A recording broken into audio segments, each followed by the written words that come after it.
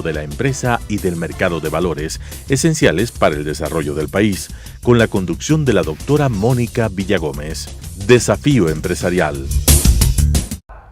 Señores televidentes, un gusto estar nuevamente con ustedes y en esta ocasión nos acompaña nuevamente Fabián Albuja, ex superintendente de compañías, un verdadero experto en el mercado de valores, quien estuvo también en este programa en el mes de diciembre y he recibido algunas llamadas porque realmente Fabián es una persona que sabe explicar, después de tantos años de ser catedrática, sabe explicar las cosas complicadas de manera fácil.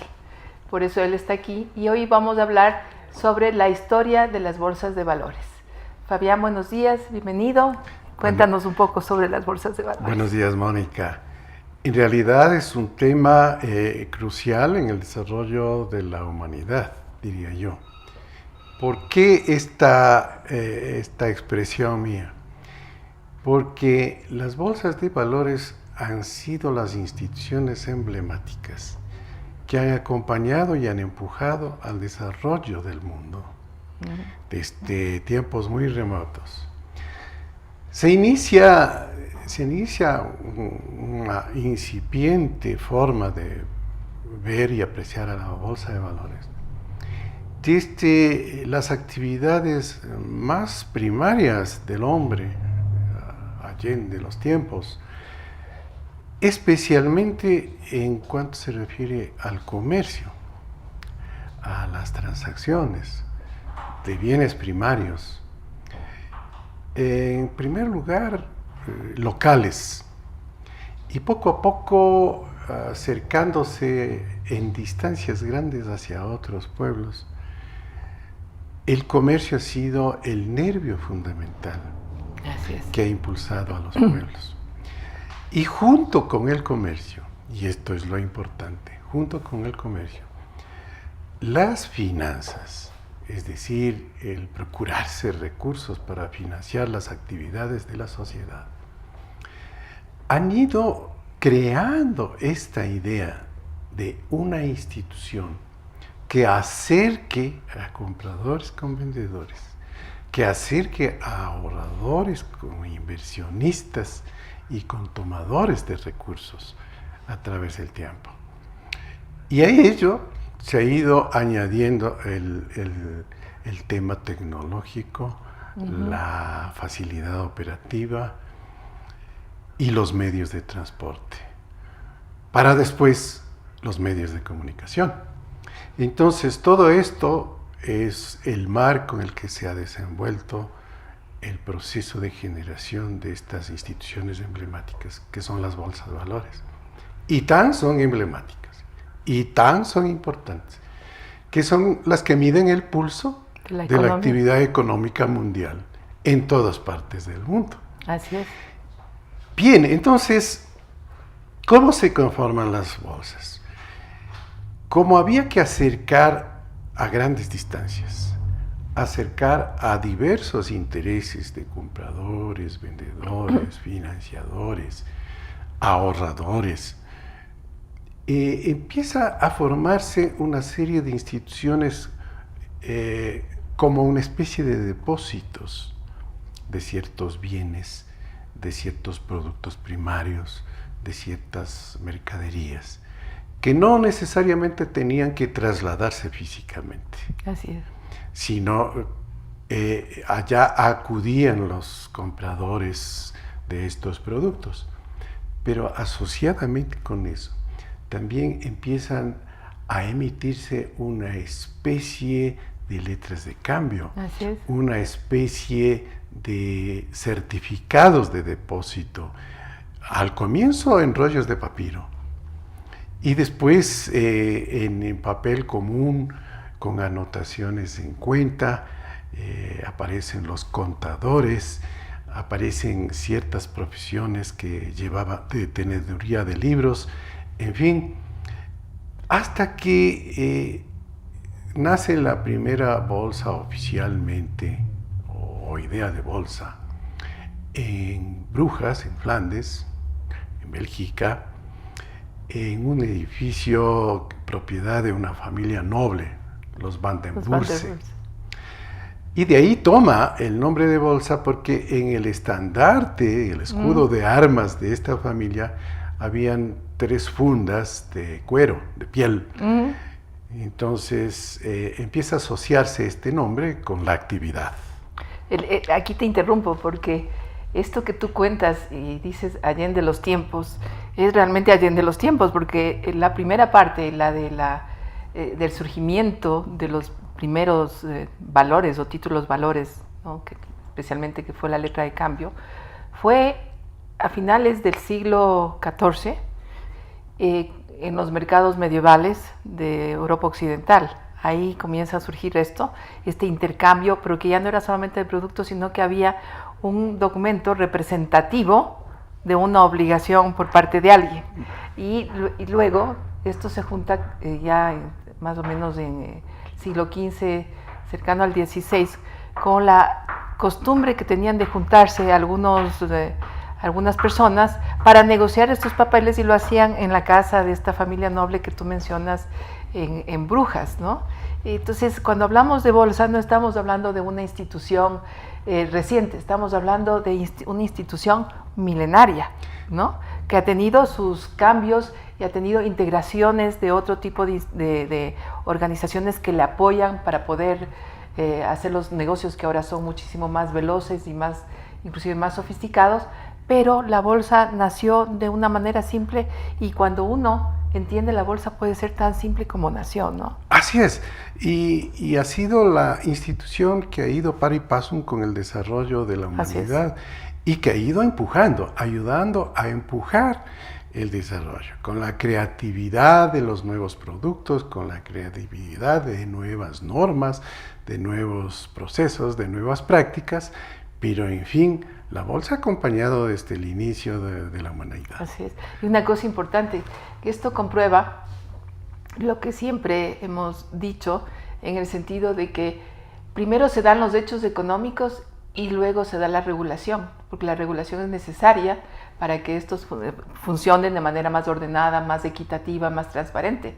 Pero muchas veces esa regulación lo que hace es entorpecer costumbres que se han venido dando y que han estado sustentadas en la palabra. Y eso yo creo que hay que rescatar. Las bolsas de valores, su sustento principal ha sido la palabra. La palabra y ¿no? la confianza. Y la confianza, ¿no? Que está reflejada. Entonces, cuando viene la regulación, muchas veces no está a la par de esa confianza, sino que sobredimensiona el temor de que se falte precisamente esta confianza, y la regulación asfixia un poco. Ese es el desequilibrio que se produce de cuando en cuando entre regulación y autorregulación. La autorregulación nace de la realidad, nace precisamente de los hechos y sus formas, y ayuda fuertemente a normar, a encauzar todo tipo de operaciones y transacciones. La regulación, en cambio, es la visión desde fuera, la visión del Estado, que obviamente con fines desde luego positivos, trata de normar, de regular, pero choca, porque una cosa es la visión externa y otra cosa es la realidad que surge del propio interior de los procesos. Así es. Y ahora que topas esta figura tan valiosa que es la autorregulación, y que ha sido una figura que ha estado siempre presente desde el inicio en las bolsas de valores, aquí en el Ecuador, con la última ley de mercado de valores, se produjo un cambio importante, porque éramos de los pocos países desde el año 1993 hasta el año 2014 que teníamos lo que se llama la verdadera autorregulación, que era generada por las organizaciones que están en el mercado, en este caso específico y siendo la principal en este tema, las bolsas de valores, y que tenía un procedimiento para ponerla en aplicación.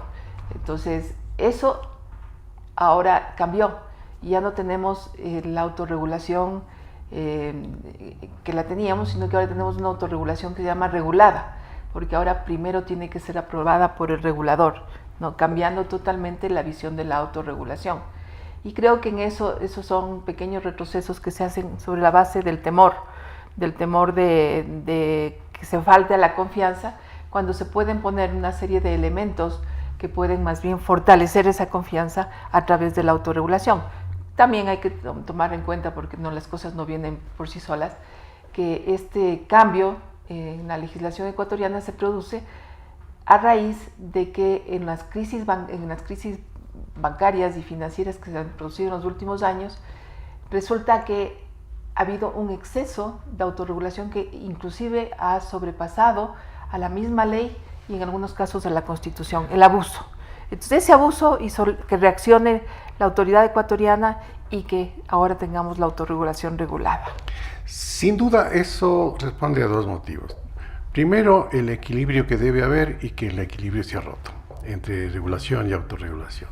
El equilibrio en el caso ecuatoriano se ha roto. Pero también se ha roto no necesariamente por el parte oficial, sino también por los propios jugadores, que fueron más allá en una expresión inaudita de ambición y de procedimientos dolosos, inclusive, a nivel mundial me refiero, no se han dado en el Ecuador. Un abuso total. Abuso total. Entonces, eso produjo los desequilibrios. Y un mercado desequilibrado produce efectos nocivos y perversos en la sociedad. Pero hay otro elemento en el caso ecuatoriano. También ciertas tendencias ideológicas que se ponen de moda y que creen que el Estado debe hacerlo todo. Y entonces asfixia y ahoga la iniciativa y el flujo normal de las actividades privadas. Y en el caso ecuatoriano, ese constreñimiento de la autorregulación se debe a que el Estado ecuatoriano ha estado pensando en los últimos 10 años de que el Estado es omnímodo y el sector privado no aporta nada, o el sector privado precisamente es doloso. Así es. Errores que se han cometido. Es lamentable porque la regulación ecuatoriana, que sin haber sido la mejor, yo creo que tenía muchos errores y muchas fallas, a partir de 2014 se convierte en una autorregulación que persigue, en una regulación que persigue, que está permanentemente en el control y la supervisión, y ha dejado algo lo fundamental de los mercados, que es la prevención, ¿no? Y la prevención se la hace con educación, con formación, con el ir arraigando en la sociedad elementos como la confianza, la palabra, temas muy éticos, muy de valores, ¿no? Lamentablemente nos fuimos al extremo de la regulación excesiva, asfixiante, y que en muchos casos, como decía hace un momento, interrumpe el buen caminar que tienen los hechos económicos antes de que ésta nazca. Has mencionado la palabra prevención. Yo entiendo la prevención como el acompañamiento positivo, es decir, el estímulo, el de ir juntos. La prevención es ir juntos, no anticiparse a tomarle preso a la gente cuando todavía no ha hecho los negocios. Entonces, ese es el gran error de que la prevención no ha sido concebida como ir juntos, es decir, para lograr algún objetivo o propósito positivo, desde luego. Sí. Bien, pues en este camino nos encontramos con el Ecuador. En el Ecuador también, desde hace mucho tiempo, han habido intentos serios por crear estos lugares, estas instituciones llamadas bolsas. Y ya para el siglo XVIII, XVII, XIX, se empezaron a hacer algunos esfuerzos, tanto en Guayaquil como en Quito, para generar bolsas. Obviamente las realidades, el tamaño de los mercados y determinadas crisis, inclusive políticas, no permitieron. Pero finalmente, en el año 1969, hay un decreto presidencial de Velasco Ibarra, que autoriza el funcionamiento de bolsas de valores como compañías anónimas sujetas al control de la Superintendencia de Compañías, es decir, bajo la égida de la Ley de Compañías. Y esas son las bolsas que comenzaron institucionalmente en el Ecuador y han vivido pues altibajos, periodos cíclicos en función de cómo ha sido la realidad de la economía del país y también de la política del país. Por eso digo yo siempre, las bolsas de valores han sido compañeras inseparables del proceso de desarrollo de las sociedades. Así es. Bien, existen dos bolsas de valores, se crearon e impulsadas por la Corporación Financiera Nacional y por la necesidad ya de insertar al país en nuevos procesos, en nuevas fuentes de financiamiento. Inicialmente, las bolsas de valores fueron el lugar en donde se viabilizó las transacciones de títulos del sector público y de renta fija.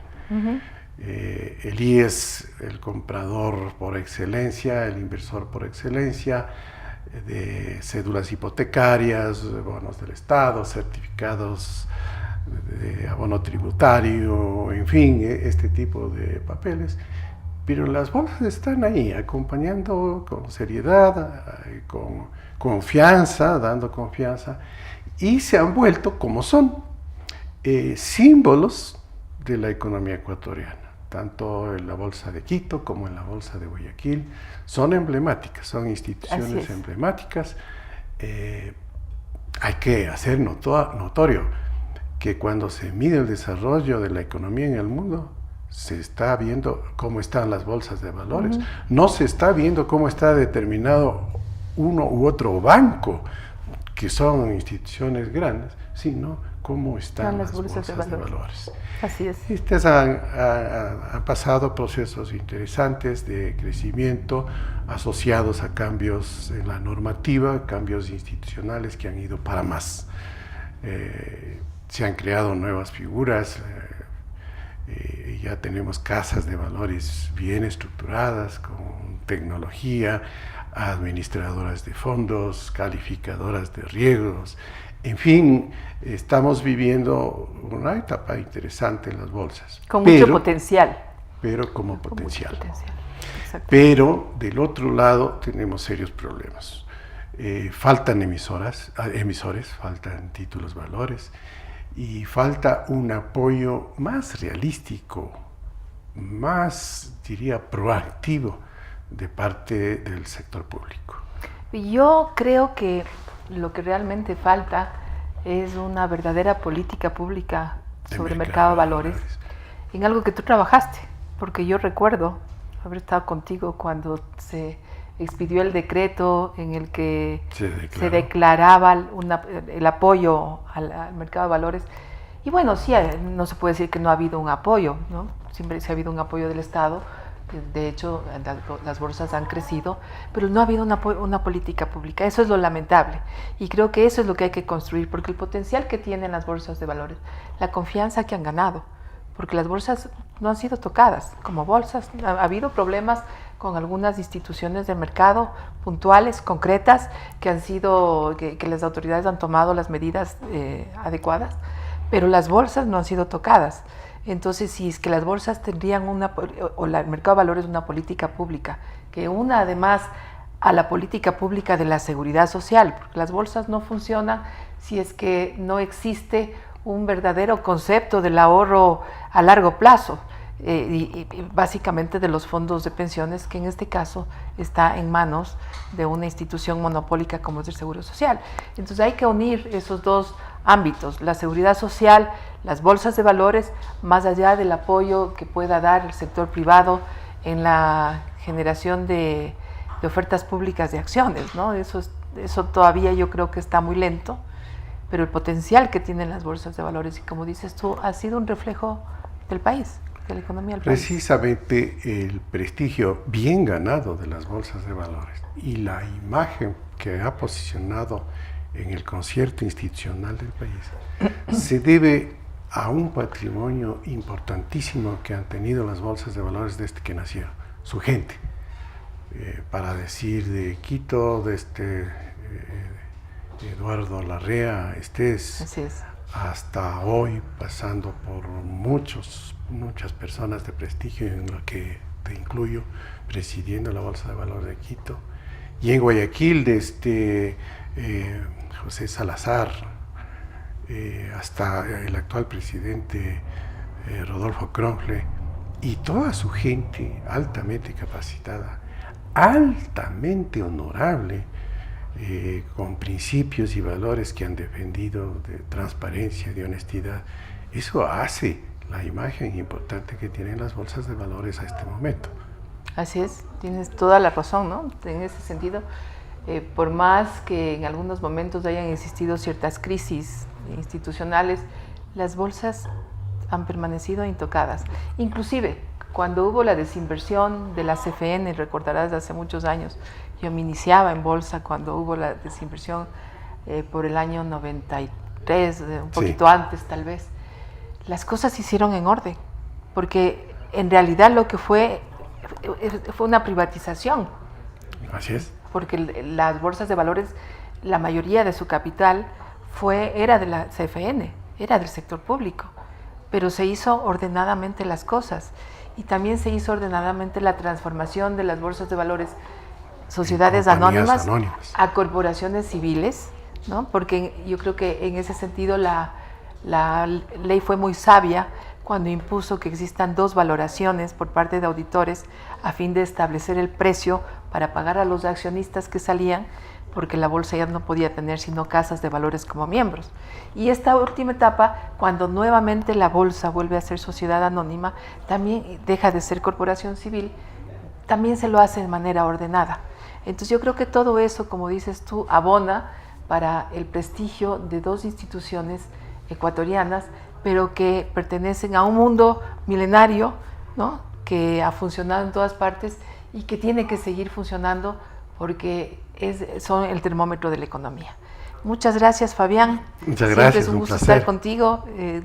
Repito, el público que ve este programa le gusta escucharte. Dice que eres muy fácil para comprender, eres muy didáctico.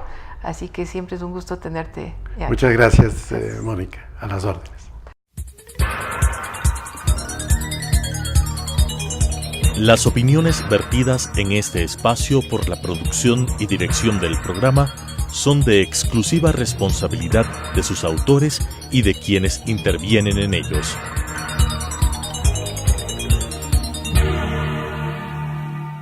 Telesucesos Canal 29 UHF presentó Desafío Empresarial, un programa para dar a conocer el mundo de la empresa y del mercado de valores, esenciales para el desarrollo del país, con la conducción de la doctora Mónica Villagómez. Desafío Empresarial.